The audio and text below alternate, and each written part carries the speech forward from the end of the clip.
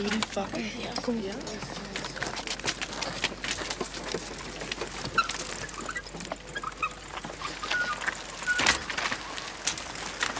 Hey, sodemiet erop! Klautzak, grijp terug!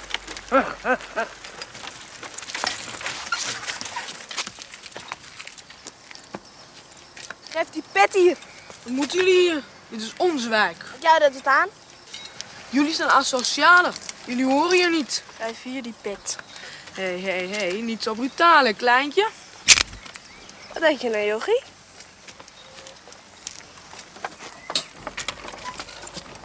Weet je nog wat? Nee. Oh! En nou oplotten.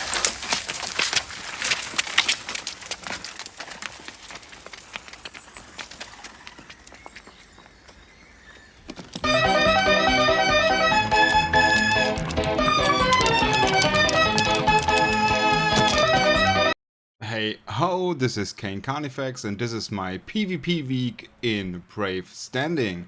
First we have G Money Max Wagons coming with his Cheese Hyperion.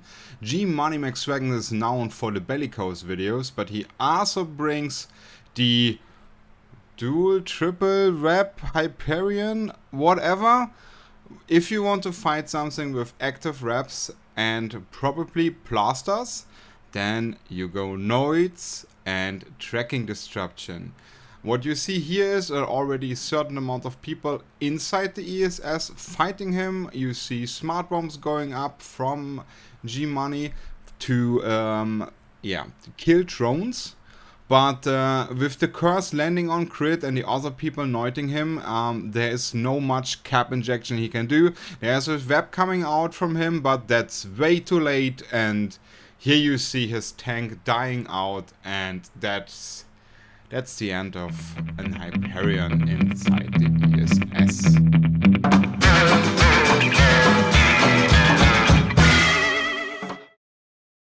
So we had a small gang of frigates coming over with NUs and deacons, and if you ever face deacons, then you just noid them for the fun.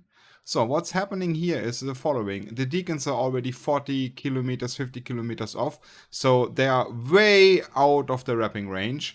And the Margo switch 21, so you go like 20 kilometers, could still work, but every time the deacons come back, they will get an additional Noid shot. So here I'm spreading a little bit my Noids out, the Sentinel gets one, the Deacon gets one, and I'm starting to swapping around my Noids to the Logi to make their life more horrible, because heavy Noids apply fully to frigates. It's only the capital Noids which have a signature application. Heavy Noids, medium Noids and small Noids, they don't care about your size. They only care about how much cap you have left. And if there is no cap left, then they don't neutralize anything. So what's happening here is both deacons get pushed off very far, and therefore we are able to slowly secure the Killmail on the Magus. But since that's a flimsy frigates, if you don't have a scram on them, it's kind of hard to hold them down. But a deacon which is 50 kilometers away is a useless deacon, and they do nothing. Peaceful gathering. Ahmadinejad, responding to critics via satellite on the Today Show, told Matt Lauer, quote, "The official position of my government is that we deny the existence of Michael Jackson and feel it is just another Zionist plot designed to poison the minds of our youth. Jackson, who changed the face of popular music, was 50.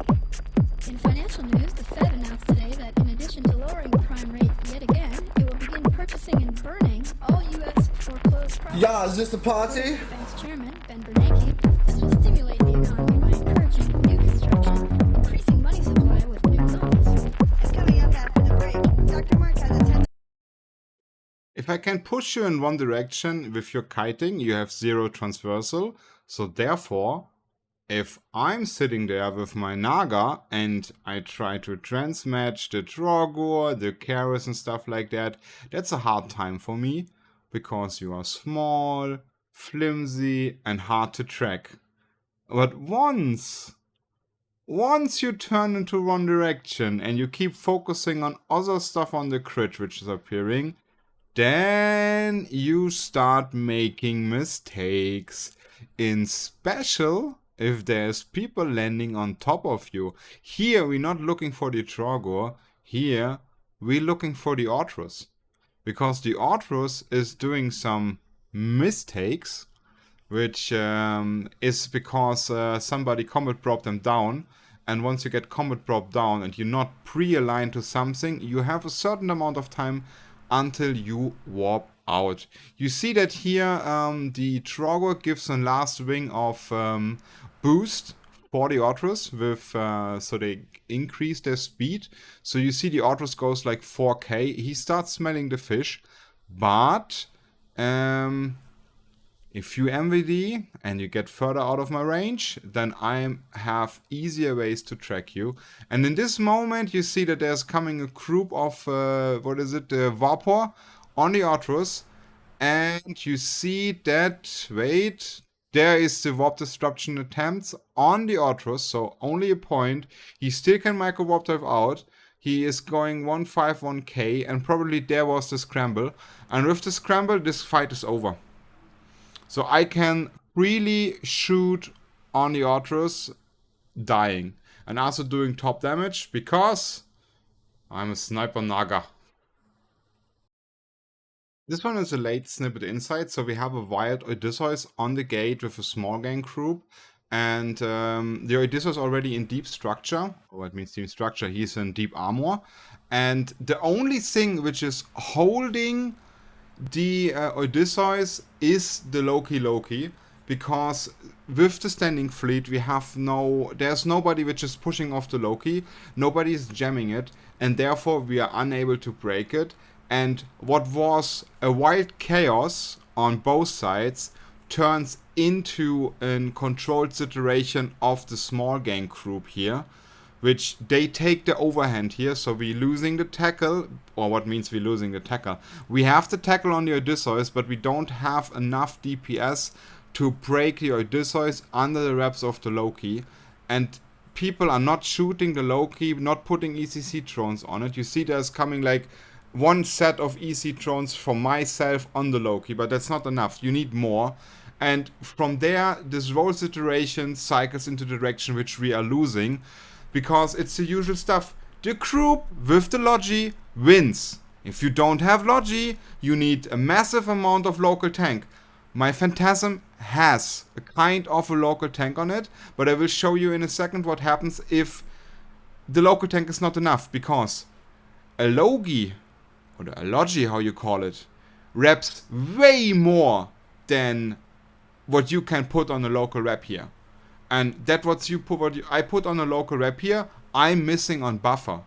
So once I get pointed here, and I'm starting to spiral back because I'm deep in the enemy lines here, I try to turn back so they don't have a web, so I can freely move with my AB because it's a Phantasm. But they're also starting to engage me. And you see my transversal is not high, it's like 700, 500 or something. That's something, but it's not high enough. And I probably overextend here, and with the first arty shot I actually should fuck off and go away, but I didn't do it, so I start getting my trucks and everything and start moving around, but I'm definitely not holding. And from here I get a web on me, which gives me down to 400, so they even hit harder, and I try to slowboard back to my group guys and getting reps. And you see, there is no local rep which can hold you against a group if you don't have Logi. So don't tell me about, don't bring Logi, I don't need Logi. Fucking hell, you need Logi. If you want to fight, you need Logi. You need a tank, you need Logi, and you need DPS. That's the basic of every game.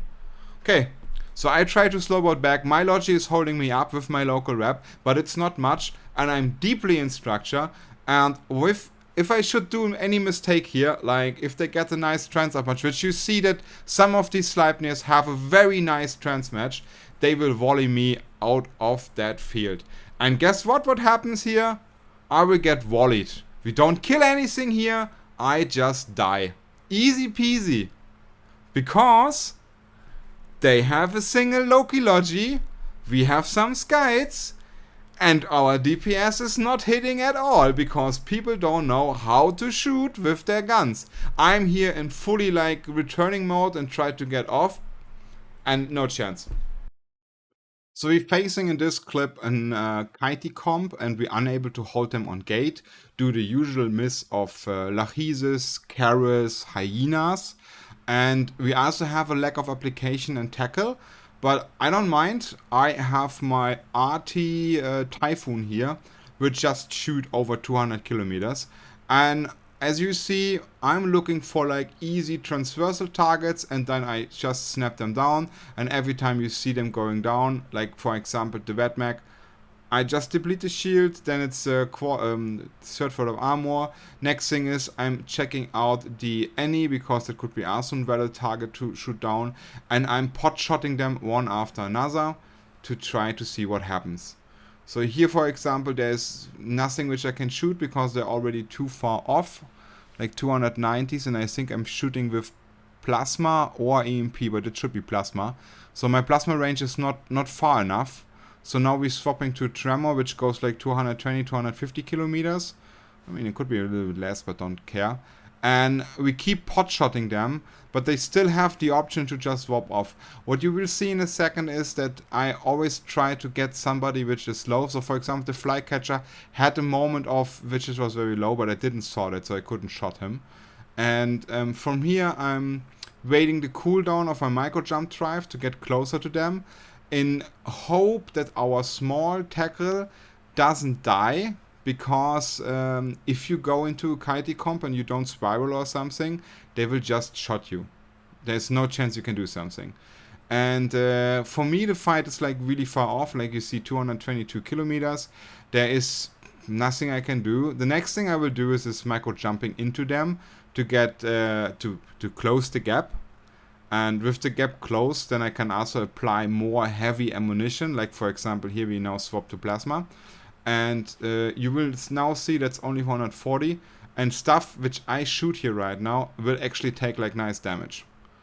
So there is some tank on the any, but not much, and should be like an 800mm plate and an artillery medium. You see here the Flycatcher, which is like now pre-locked because I'm trying to snapshot the Flycatcher in a moment. Maybe it works, maybe not, we will never know. And you see that they all have a transversal way over 2k, so there's nothing which actually I can hit. I try to do the transmatching here, which is kind of complicated. But you also see that the Flycatcher has now 227. So therefore I get a nice shot, and it goes down to deep armor. And then the immediate next reaction start is it warps off. So once you hit your hull or your main armor, tank, whatever you have is gone, you just swap off because nobody's holding you. And that's the issue on the ESS grids, for example. I would love to focus fire on the warp drive, the weapon systems, something like that, but it's not Star Citizen, that's EVE, and we don't have that yet, and probably will never get that. So that's an issue in the ESS grid. It's a general issue that you just can warp off if you have a fight. So there should be like an PvP mode, which you need to PvP, and then once the timer runs out, you can warp off. But this coward warping off and sitting at like, what is it? We have the beacon somewhere. I mean, there's no fight happening here. Like, both have a Mexican standoff, on each other is shooting. I'm shooting my arty stuff. They sitting outside because they can't handle the people here. There is no actual content. Like, there is nothing in the ESS, 750 mil, or that's 7 mil. What should I say?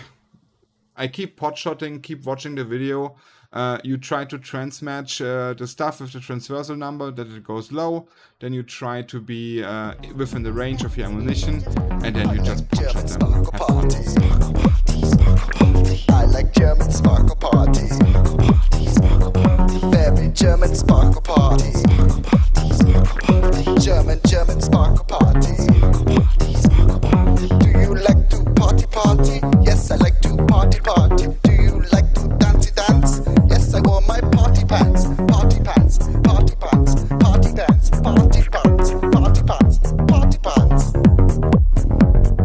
I like German sparkle party. Very hardcore sparkle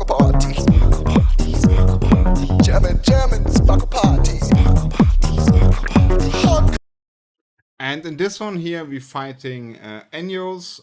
I'm sitting in my Onyx, and I actually wanted to do something else with this Onyx. That's why it has a Sino on it and a cloak.